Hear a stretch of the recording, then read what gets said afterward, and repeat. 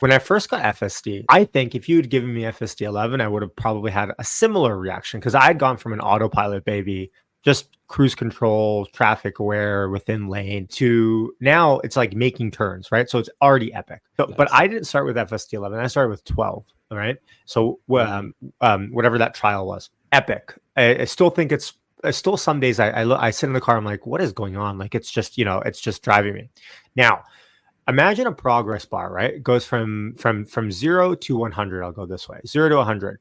Okay. If someone tells you that the 100% is the goal that you need to hit, you essentially look at FSD and go, okay, maybe it's 99% there, maybe it's 95% there. I don't know what the exact number is. Let's just play that scenario. But you look at the progress and you go, wow, that is amazing progress that FSD has made. And then what happens is you get normalized to certain software or certain things that you have that you're really lucky to have, the house you live in, the car you drive, whatever it might be. And so you start to normalize it. And what happens is, if you can imagine, you almost kind of zoom in to the end of the progress bar and you go, okay, it's 5% to go, but man, that's a long way. And so even if you have incremental progresses that happen along the way, you can continually zoom in. And this is like the march of the nines, essentially, is what I'm trying to illustrate. So my thoughts are FSD 12.3.6 is epic. There's certain quirks. And my main reason for disengagement today is not so much safety, although there are safety cases that I have to disengage. A lot of it is me going, oh, man, I don't want to wait behind this car around here. It's going to take a long time. I'm just going to swerve around this guy, get around here, take the back alley,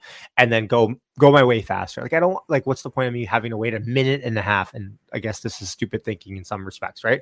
Like, why should I have to wait? I'm kind of an aggressive driver that way. I want to go around people. That is my main reason I disengaged today. If you're driving FSD as a, let's say, one day passenger, as a Robotaxi passenger, you have no say. Right? Like, if I'm sitting in Uber or Lyft, I'm in no position to start telling the Uber driver and whatever, go around this guy or, cut through here. I just sit in the car, I get to where I need to go. So those types of disengagements are going to matter less. But of course, there's certain quirks with FSD 12.3.6 that still need to be fixed up. I have a list on my Twitter. Feel free to follow me if you want there at Hey It's Yashu. I have a list there that I'm looking for in 12.4 that hopefully a lot of these are clear. But to answer your question, I said 60 seconds. I probably took 2 minutes, but yeah.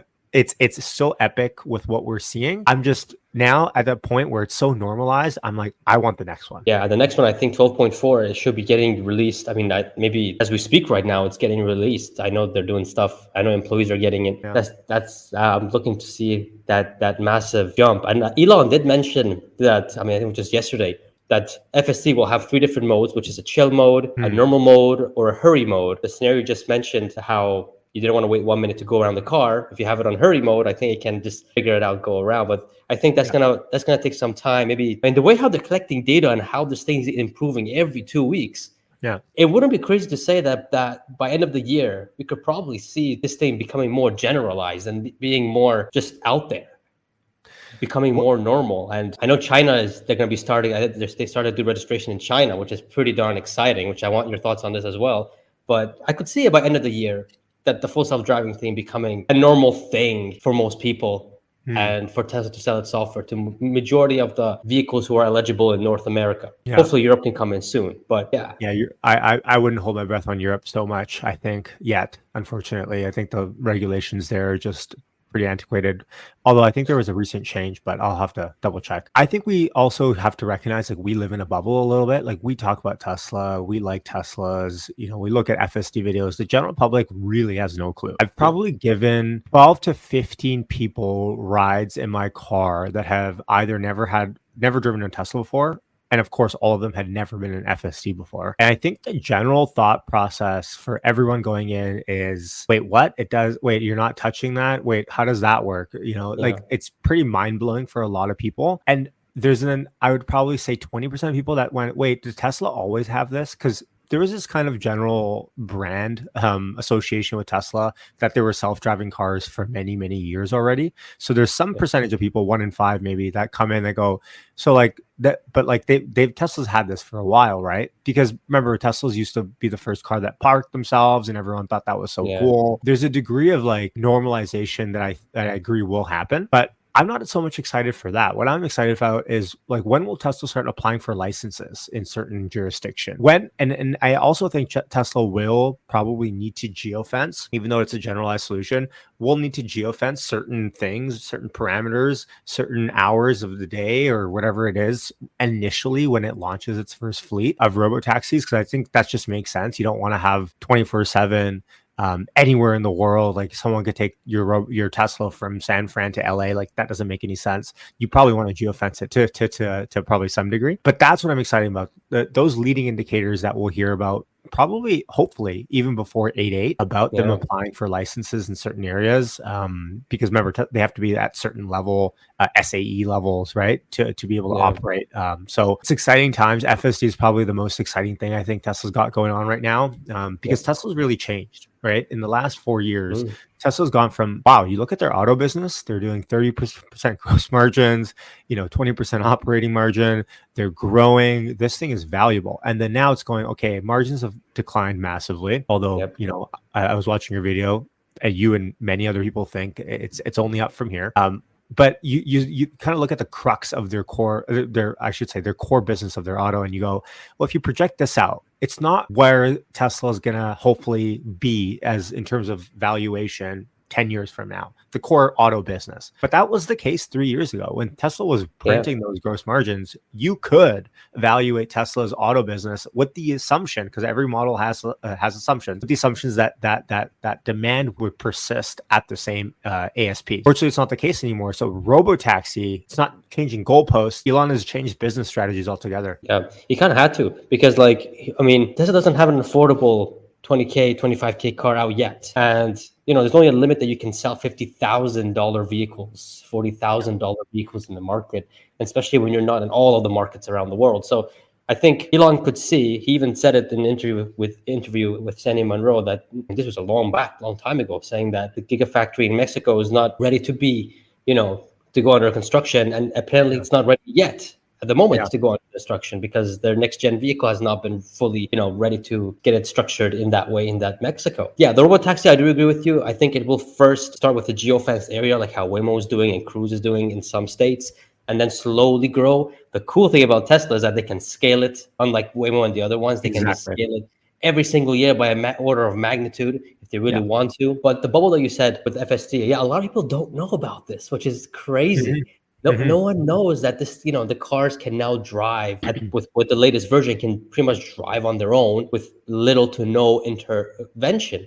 And I think that's where the opportunity lies. Before everybody knows, I like to call it early investors, we get to capitalize on the, not financial advice, but on the cheap prices. But what are your thoughts on the FSD entering China? I know they're getting registration there for June. Do you think they're gonna get the latest version 12.3, 12.4 there? Is it gonna be for beta? Because I think the whole system is a little bit different there compared to how it is here in North America. So what are your thoughts on that? Curious to know. Yeah, so okay, China. Huge opportunity for Tesla. Tesla's one of the few companies, we got to remember, that can operate in China without having Chinese ownership, right? Crazy. Apple's one of them too.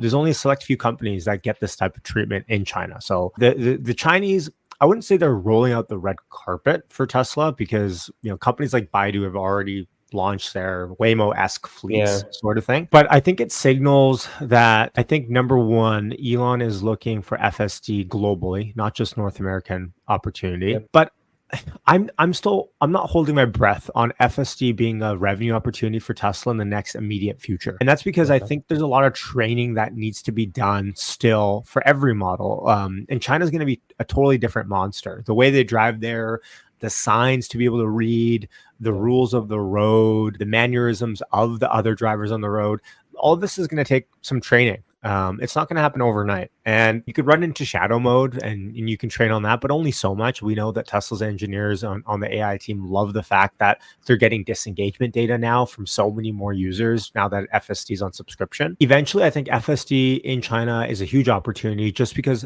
that's where the majority of Teslas in the world are, right? Like Shanghai's built most of the car, maybe half of them. So some have been exported for sure, but China is a huge market for Tesla. But the bigger underlying thing here, I think that is important to realize, is that the real reason I think they are really pushing for China is not so much that in the immediate future, I think FSD is going to be launched there. I think Tesla's realized that they have demand issue in China because their cars have been commoditized. If you listen to some interviews of Chinese car buyers, a lot of them go like, Teslas are a dime a dozen. Like, I can get one here, everyone has one here. Like, they're so prevalent in China, Teslas, and they're not very expensive. And the Chinese auto market is a little bit different. So I think what Tesla is really trying to do is trying to give the novelty to potential car buyers in in China for their Teslas without having to change the model, because changing the model we know with Highland how much work it is, right? And we know that the refresh that's been done. I think the software move is so much easier if you can launch FSD, give people beta, give people supervises, trial. That in and of itself is a big differentiator. If you're going to go buy a car tomorrow, hey, this one comes with FSD supervised, and for 95% of the drive, I don't really have to do anything. I think that's great. And that's a great differentiator, I think, in the near-term demand. Long-term, of course, none of that is going to matter if Robotaxis come out. But I just think the speed that Tesla's moving at in North America shows that it probably is going to take some time to launch in China. Now, as I say that, the other side of me is thinking, well, when has China ever moved other than lightning speed? Like, everything in China moves at lightning speed. Like, you look at the Shanghai plant, how fast that was for them to launch. Look at the Megapack plant. That thing's moving on lightning speed as well. And yeah, because they have so much less red tape. Like, everything, like if you need something built, like, it's like, all right, when can you start? Right? It's not like Detroit, right? So so I don't want to talk out of both sides of my mouth, but I think I weigh those things kind of in my decision making. I look at China, I go, let's not hold our let's not think this is happening within the year or something in terms of a Robotaxi fleet happening anytime soon in China. Yeah, what I think is that because they made this partnership with Baidu, reading all the signs and everything like that will be a whole lot quicker and faster because Baidu is like the Google of China. So I think this will be updated much faster than we think. But for it to be rolled out, for it to be, I guess, advertised, or for people to understand that Teslas now you can, 95% of the time, like you said, you don't have to do anything. I think that'll take some time for the people to realize that, okay, do I really want this thing to drive me around? Because the way people drive in China are a whole lot different than how people drive in North America. Yes, big time. So yeah, I think it'll take some time as well too. But I can see the massive snowball effect happening very fast as well. As soon as people realize that, oh wait, in this part of town I can use it, or this part of city I can use it if it's geofenced, right? And well, Robotaxi comes out 8.8. We'll see what the plan is for that. That's. I mean, I was taken back when Elon said that there's going to be a Robotaxi event this year. I'm like, okay, well, gotta buckle up. Wait, so quick question for you. So do you think FSD in China has revenue potential within the next year, or are you past that? When we do the math, I mean, there's almost 2 million vehicles on the road. How many of that is going to be converted to FSD? If it's not beta. If it's beta, well then, which I do think it could be beta for the first maybe a year or so it can have the guinea pigs a little bit, if you know what I mean, try them out to see what works, what doesn't. And then maybe we can open it up to more cars and stuff like that, because it is a whole new system, whole new infrastructure of driving. I don't think it's going to be a massive seller this year or so. I could be wrong, because I think there does need to be some testing into it. Maybe a year or two later, when they know that the data is good and they can go ahead and snap with a finger, they can just go ahead and do it. I think that's when we'll see like a massive, like a hockey stick chart go up. Yeah. And see what will happen with that. Yeah. And I mean, there's no other real car company that can even talk about that as a possibility, because over the software updates that Tesla is doing is still kind of nutty. So yeah, I guess let's find out. I think potentially a licensing deal would probably happen before this even happens. I think the first car manufacturer that will license Tesla's FSD would be a Chinese company. Now, BYD could be one. I think it's BYD, because they are not into this. They're calling this impossible. I'm pretty sure now they see that, okay, this thing is actually not that impossible. And if they still want to if they still want to have an edge on their vehicles, FSD is going to be the next thing to have. Let's see.